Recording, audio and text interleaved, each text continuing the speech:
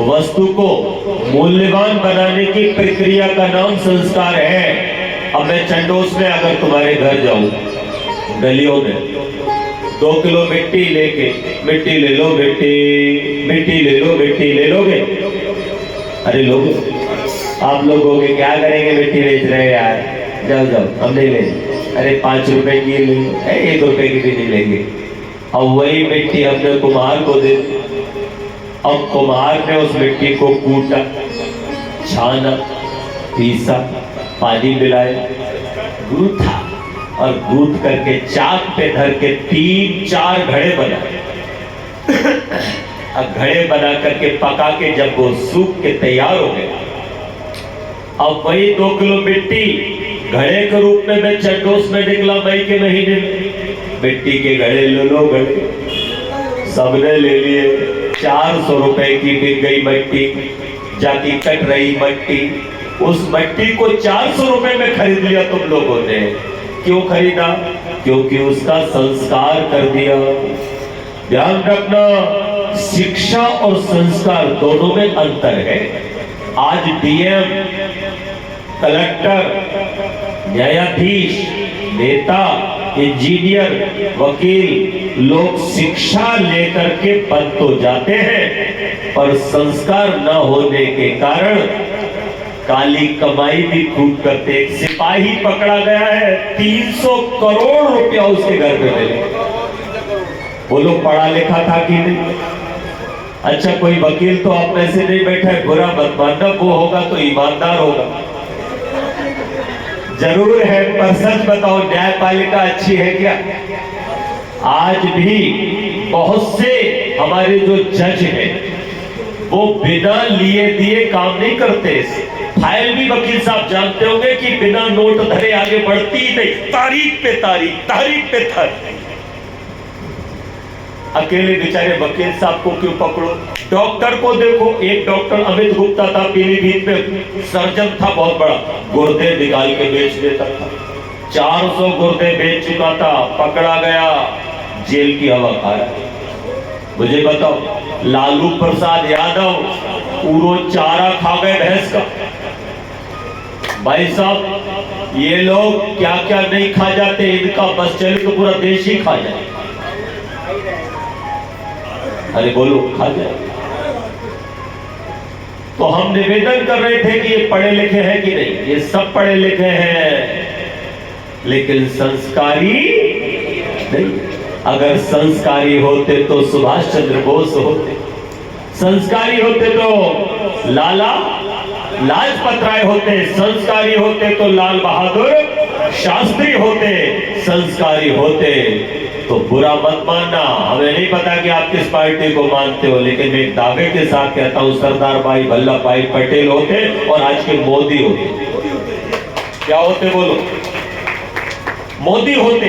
आप कुछ भी कह लो, अकाउंट खंगाल करके देख लो, उनके जीजा, फूफा, मामा, बहन, भाई, किसी को देख लो, एक को भी कोई कुछ भी सुविधा मिली हो तो बता दे।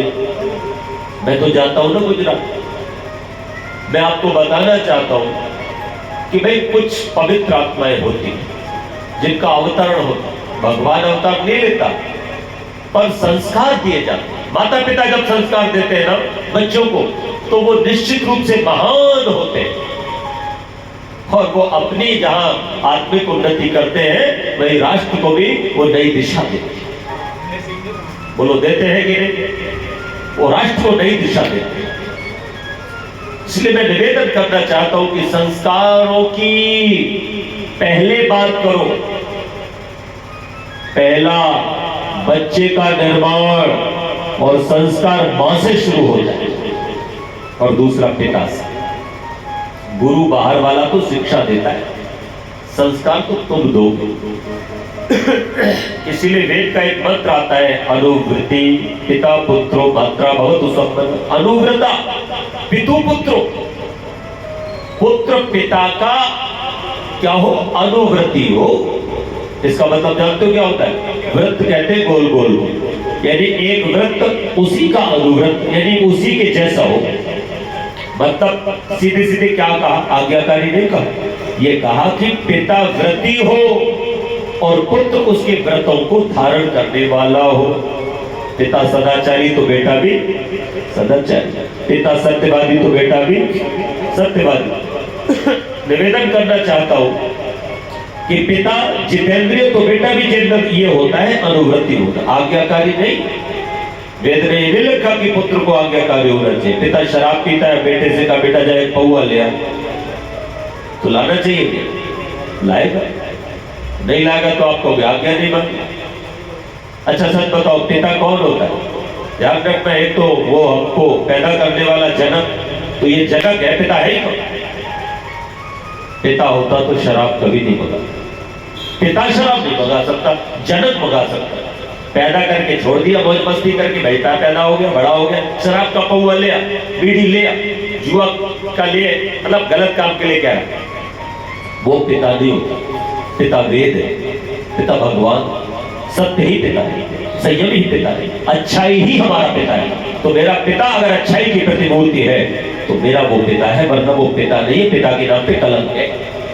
और जो माता मेरे को गलत बात सिखाए, सुल्तान अड्डा को बनाए, वो मेरी माता नहीं हो सकती, वो माँ का नाम पे कलंक है, वो धब्बा, वो माता है। माता उसी को कहा जो निर्माण कर। इसलिए कहा कि बच्चे को संस्कार देने की पहले तैयारी करो, शिक्षा पाओ। तो ये 16 संस्कार हो रहे हैं। इन संस्कारों में एक संस्कार का नाम है, बोलो, नामकरण संस्कार। और ये नामकरण संस्कार जब हम लोग करते हैं तो क्या करते हैं? पंडित जी को बुलाते हैं। पंडित जी से, पंडित जी देखना हमारे बच्चे की राशि कौन सी, क्या नाम निकला। पंडित जी पत्रा खोलते और पत्रा खोल करके कुंडली बनाते हैं। देखो ऐसे जैसे मैं बना रहा हूं, अब कुंडली बनाई और कुंडली बना करके